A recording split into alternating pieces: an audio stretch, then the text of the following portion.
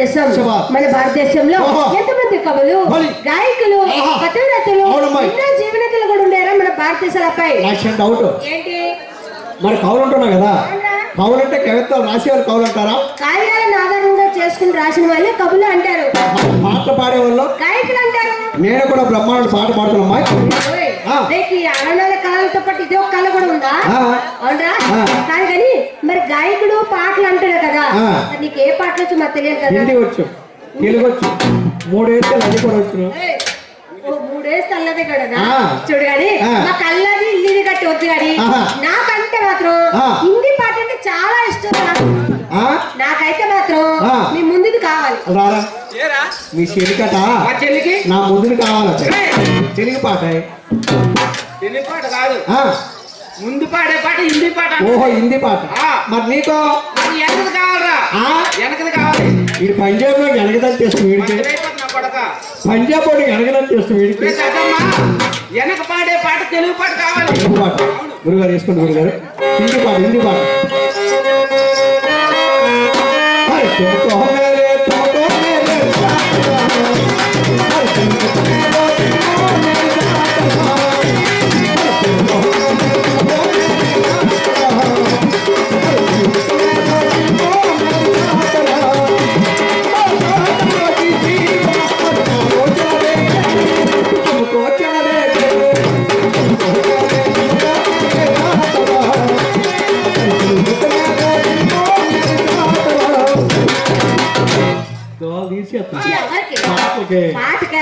చూడలేనా హిందీ పాట అయితే మాత్రం చాలా ఎరగదీశాడు.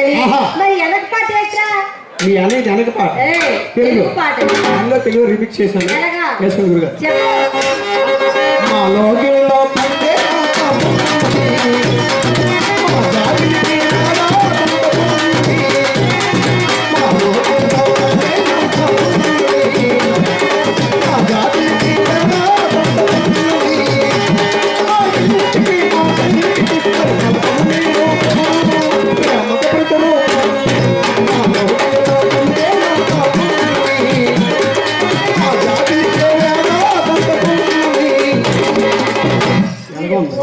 చూడండి అమ్మా, తెలుగు పాట హిందీలోనే, హిందీ పాట తెలుగులో పాట నీకే చెల్లిందిరా.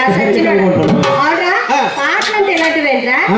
ఇటువంటి పాటలు నా కొడక పాటలు అంటే ముందు ముందనే కదా. ఆ కథ మీద పెట్టేవాడు చక్కగా చెప్తాను, చక్కగా చెప్పాయి. మన పాటలు చెప్పాడు కదా, ఆ కథ మీద నేనే చెప్తాను చూడబాయి.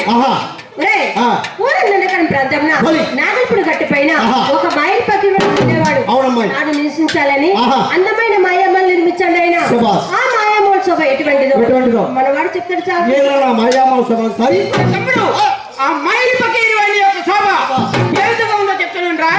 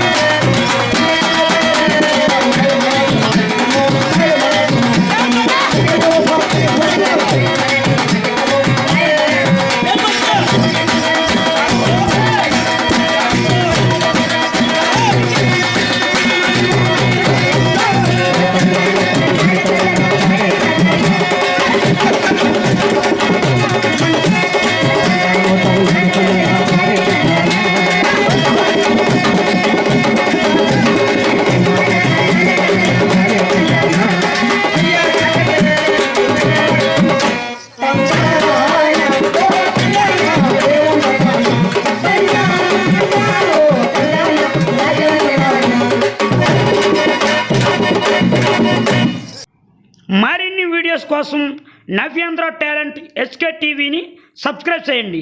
అలాగే పక్కనున్న బెల్ ఐకాన్ను కూడా క్లిక్ చేయండి.